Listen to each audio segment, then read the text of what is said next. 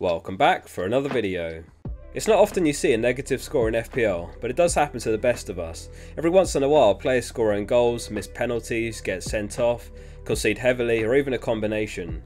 For today's video I've sifted through the records as far back as the very first 2002-03 season of FPL to identify the biggest disasters the game has ever seen. I've also reproduced some of the kits where records no longer exist or only low resolution screenshots have survived from the early days of FPL. If you enjoyed the effort that went into today's video, drop it a like and leave a comment with your thoughts. I'd love to hear your worst disaster class ever. It's possible that there's one or two worst scores buried deep in the records, though hopefully we've covered them all here. There's also some scores which narrowly missed out or tied, which I'll leave in the comments below too. Quite fittingly, the formation happens to be a 5-2-3, which is arguably one of the worst formations too. We'll start off in goal, and it was Gameweek 19 of the 2019-20 season and a match packed with disaster classes. 12 minutes into the game, Ederson was shown a straight red for his challenge on Diogo Jota. Barely 10 minutes later, Sterling missed his penalty, though he scored the follow-up. Man City went on to lose the match 3-2, which resulted in a -3 score for Ederson. The first defender holds the record for the most negative score ever in FPL. It was Gameweek 22 of the 2020-21 season and Southampton faced Man United away. Only 2 minutes into the game, Jankovic got a straight red. In the 34th minute, BEDNAREK scored an unfortunate own goal, and by that point it was already 3-0. At the end of the game, in the 86th minute, BEDNAREK was shown a straight red to put the Saints down to 9 men. It was already 6-0 by this point. Man United went on to score a further 3 goals after the red, including 2 in stoppage time, which resulted in a 9-0 loss and an unbelievable -7 score for BEDNAREK. That game week, Arsenal also had 2 straight reds for David Luiz and Leno, and there were some poor managers of all 3 in their team for a -11 points. There were a fair few managers who had BEDNAREK captain, and a single manager and the entire player base had him triple captain for -21 points. Next up is coincidentally another Southampton player, who coincidentally also lost 9-0 in another fixture. In Gameweek 10 of the 2019-20 season, Southampton faced Leicester at home. Chilwell put Leicester up 10 minutes into the game, and 2 minutes later BERTRAND got a red card. Leicester went on to score a further 8 goals, including a Vardy hat-trick, which resulted in a -6 score for BERTRAND. Next up is Richard Dunne. It was the last day of the 2007-8 season, and Man United had won the league, while Man City sat 9th.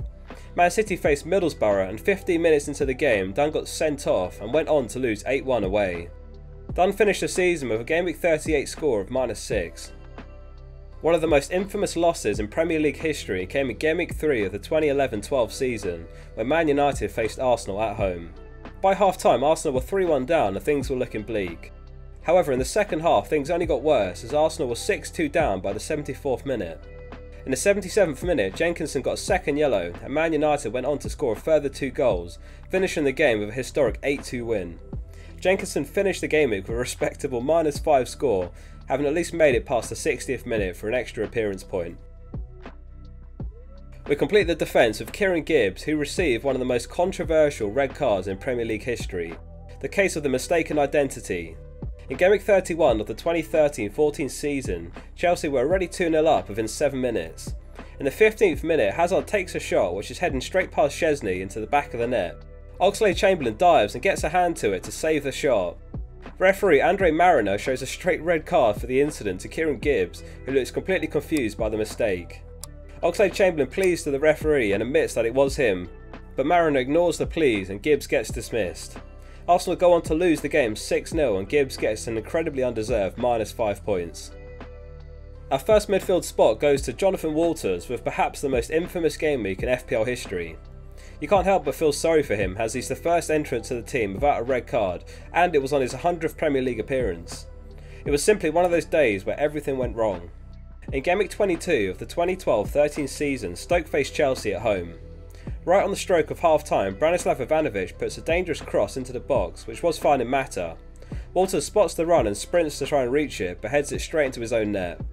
In the second half, Mata fires a looping corner into the box, which finds its way to Walters again, who accidentally puts it into his own goal. In the 90th minute, Stoke win a penalty. A likely consolation goal, but a shot of redemption for Walters as he steps up to take it.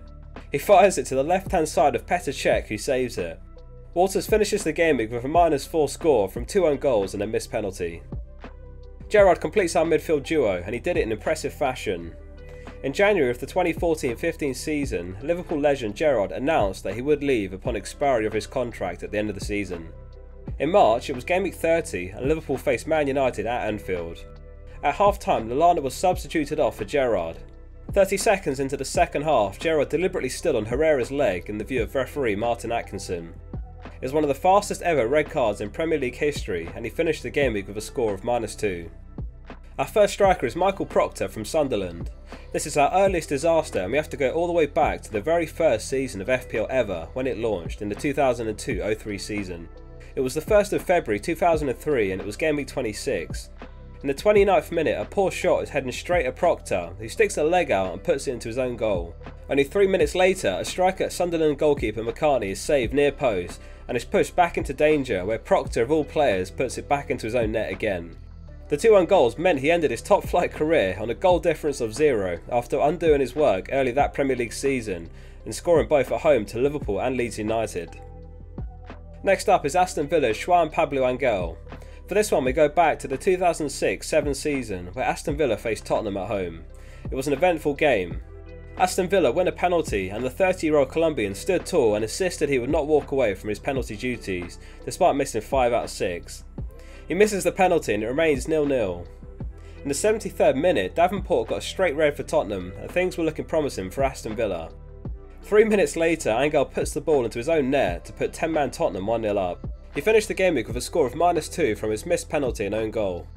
In the 81st minute, Gareth Barry rescued an equaliser and the game finished a draw.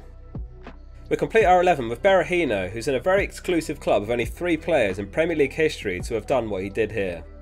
If you saw the biggest score of all time video, you might remember how BERAHINO was involved, or if you've not seen that video, it'll be on screen at the end. It was game week 34 of Leicester's title winning 2015-16 season. In the 67th minute, West Brom win a penalty. BERAHINO steps up and Watford's keeper Gomez saves it. An opportunity to equalise blown. In the dying minutes of the game, West Brom win a second penalty, a chance to salvage an important point in their bid to avoid relegation. BERAHINO steps up again and once again Gomez saves it. They lose the game 1-0 and he gets a score of -2. Some argue that this was the end of what once looked like a promising career, and he never scored a Premier League goal for West Brom again in 35 further appearances. There were lots of other disaster classes I stumbled on while researching today's video, which I've shared in the comments below. Lots of research went into today's video, so if you enjoyed it, please drop it a like and subscribe to the channel. I read every comment, so leave one below and I'll be sure to read it. For now, thanks for watching today's video and see you soon for the next one.